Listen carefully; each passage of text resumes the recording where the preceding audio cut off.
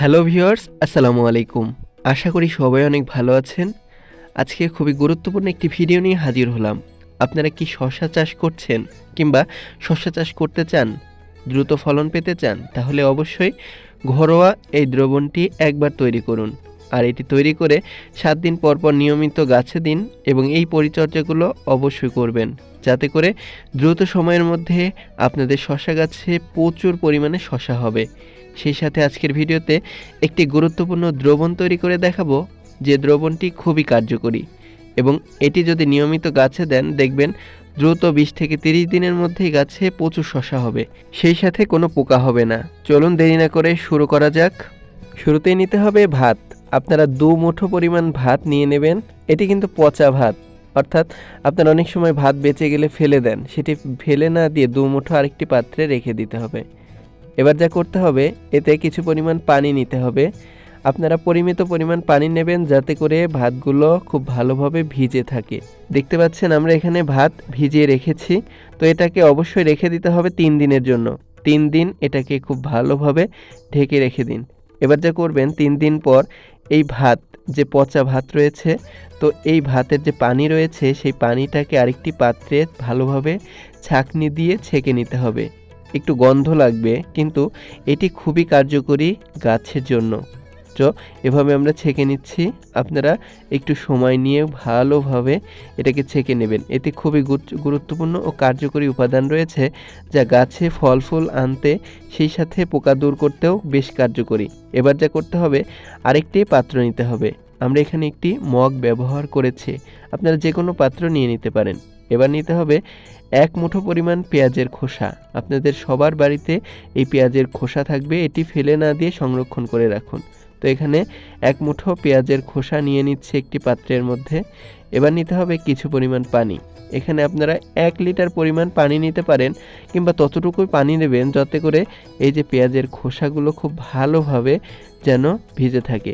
এজন্য চামচ দিয়ে বা লম্বা কোনো কাঠি দিয়ে এভাবে খুব সুন্দর করে পেঁয়াজের খোসাগুলোকে পানির মধ্যে ভিজিয়ে রেখে দিতে হবে। দেখতে হবে যেন প্রত্যেকটা খোসা এরকম ভিজে থাকে। কিছুক্ষণ নাড়াচাড়া করান। এবার নাড়াচাড়া করা হয়ে গেলে এটাকে অবশ্যই আপনাদেরকে রেখে দিতে হবে 1 দিনের জন্য। এবার 1 দিন পর যদি দেখাই, দেখতে পাবেন এর কালারটা অনেকটা চায়ের পাতার কালারের মতো হয়ে গেছে, অর্থাৎ চা খুব সুন্দর করে গরম করার পর যে কালার হয় সেটি। এবার একটি পরিষ্কার বাটির মধ্যে এটাকে ছেঁকে নিতে হবে। আপনাদেরকে অবশ্যই দেখাচ্ছি, ঠিক এইভাবে খুব সুন্দর করে এই দ্রবণটাকে ছেঁকে নেবেন। আপনারা অবশ্যই ভালোভাবে ছেঁকবেন, যাতে এই পেঁয়াজের খোসার উপাদান এই দ্রবণের মধ্যে না আসে। আর পেঁয়াজের খোসায় প্রচুর পরিমাণে ফসফরাস এবং পটাশিয়াম রয়েছে। আর যেই দ্রবণ তৈরি করলেন, এটি কিন্তু সহজে গাছে গোড়ায় পৌঁছাবে এবং গাছের বৃদ্ধিতে প্রভাবিত করবে।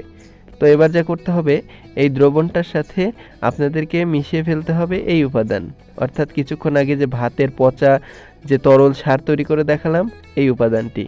এই 2টি উপাদান কিন্তু আমাদের গাছের জন্য খুবই কার্যকরী আজকের ভিডিওতে। এবার আমরা মগটি নিয়ে নিচ্ছি, অর্থাৎ একটি পরিষ্কার পাত্র নিয়ে নেবেন। এবার যা করতে হবে, এর মধ্যে প্রথমে 1 লিটার পরিমাণ পরিষ্কার পানি ঢেলে নেবেন। আপনারা টিউবওয়েলের বা ট্যাপের পানি ব্যবহার করতে পারেন। এবার এর মধ্যে মেশাতে হবে এই উপাদান। এটি কি জানতে পাচ্ছেন? এটি হলো ভাতের পচা যে তরল সারটি, সেটি। আমরা এখানে কিছু পরিমাণ তৈরি করে রেখেছিলাম।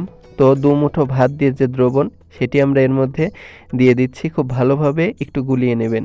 এবার দিতে হবে, এই যে দেখতে পাচ্ছেন 250 মিলি পানির মধ্যে 1 মুঠো পরিমাণ পেঁয়াজের খোসার দ্রবণ, সেটি আমরা দিয়ে দিচ্ছি। এবার সুন্দর করে একটি দ্রবণ তৈরি করে নিতে হবে। দেখতে পাচ্ছেন এটি কিন্তু খুবই কার্যকরী গাছের জন্য। এবার যা করতে হবে, এর সাথে আরেকটি উপাদান মিশাতে হবে। সেটি কি আপনি জানেন? হ্যাঁ, ঠিকই ধরেছেন, এটি হলো হলুদের গুঁড়া।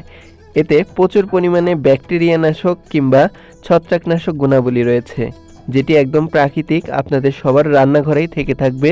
তো এটি অবশ্যই দিয়ে দেবেন 1 চামচ পরিমাণ। দেখতে পাচ্ছেন আমরা কিন্তু 1 চামচ দিয়ে দিয়েছি। আর এটি যদি ব্যবহার করেন, তাহলে দেখতে পাবেন আপনাদের ছত্রাকনাশক বা যে কোনো কীটনাশক কিনতেই হচ্ছে না বাজার থেকে। এবার খুব ভালোভাবে এটাকে মিশিয়ে নিতে হবে এই দ্রবণের মধ্যে। মেশানো হয়ে গেলে এর মধ্যে কিছু অ্যাডিশনাল উপাদান অ্যাড করতে পারেন আপনারা। এক্ষেত্রে আপনারা চাইলে এই যে দেখতে পাচ্ছেন এটি হলো একটি গুরুত্বপূর্ণ উপাদান, সেটি হলো হিউমিক অ্যাসিড। তো হিউমিক অ্যাসিড যে দানাদার অংশ সেটি আমরা নিয়ে নিয়েছি। আপনারা বাজারে হিউমিক অ্যাসিড বললেই পেয়ে যাবেন, 60 থেকে 120 টাকার মধ্যে থাকবে। তো আমরা এখানে 10 থেকে 20 দানা হিউমিক অ্যাসিড নিয়ে নিচ্ছি। আপনারা তরলটাও ব্যবহার করতে পারেন। এটি কিন্তু জৈব উপাদান যা গাছের প্রভাবিত করে বা গাছের শিকড়কে বৃদ্ধিতে সাহায্য করে, ফুল ফল আনতেও সাহায্য করে। এবার দ্রবণটি তৈরি হয়ে গেলে এটিকে খুব ভালোভাবে উল্টিয়ে পাল্টিয়ে নিতে হবে, অর্থাৎ দ্রবণের সাথে ভালোভাবে মিশিয়ে নিতে হবে। দেখতে পাচ্ছেন আমি যেভাবে করছি, আপনারা অল্প দ্রবণ তৈরি করলে মিশিয়ে ফেলবেন। এই যে দেখতে পাচ্ছেন এত সহজে তৈরি হয়ে গেল এই জৈব উপাদান। এটি গাছে স্প্রে করে দিতে পারেন কিংবা এটি গাছের গোড়ায়ও দিয়ে দিতে পারেন।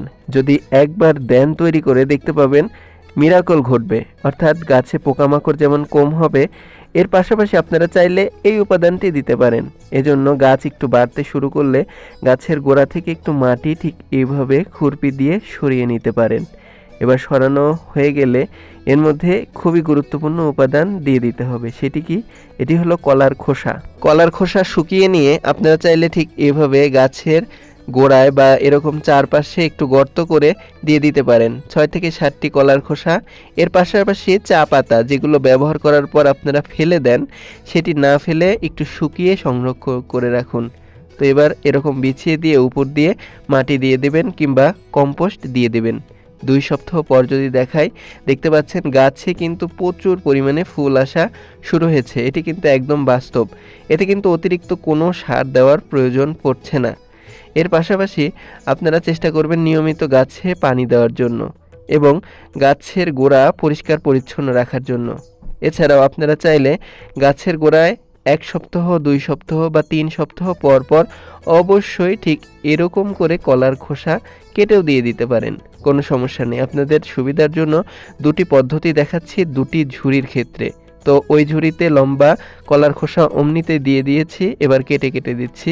এর পাশাপাশি আপনারা চাইলে এটি দিতে পারেন অর্গানিক ফার্টিলাইজার, অর্থাৎ অর্গানিক পিলেট ফার্টিলাইজার দিয়ে খুব ভালোভাবে এটাকে ঠিক এভাবে ঢেকে দেবেন। ঢেকে দিয়ে নিয়মিত গাছে অবশ্যই পানি দিতে হবে। আর এটি যদি নিয়মিত দিতে পারেন, শসা গাছে দ্রুত সময়ে প্রচুর পরিমাণে ফুল আসবে এবং ফলন পাবেন। ধন্যবাদ। চ্যানেলটি সাবস্ক্রাইব করুন।